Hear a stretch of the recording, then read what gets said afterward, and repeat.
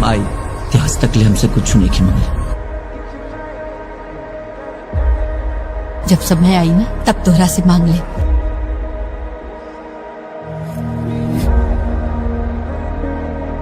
अगर हम एक बार शुरू हो गए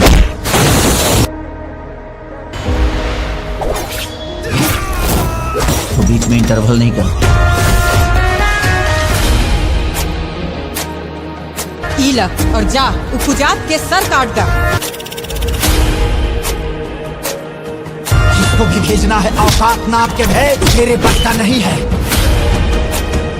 अपने बाप को भेज।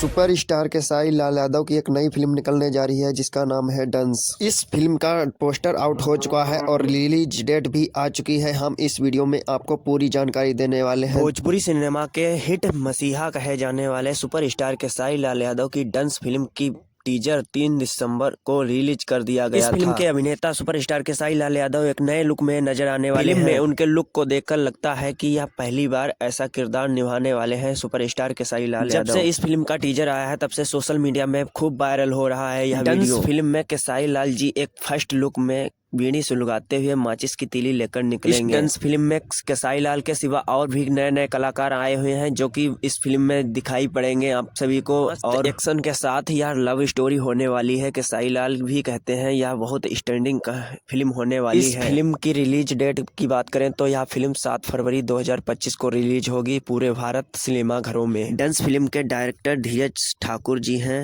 आपको यह टीजर और छोटी सी जानकारी कैसे लगी कमेंट में जरूर बताएं और प्लीज चैनल को सब्सक्राइब और लाइक वीडियो को जरूर करें।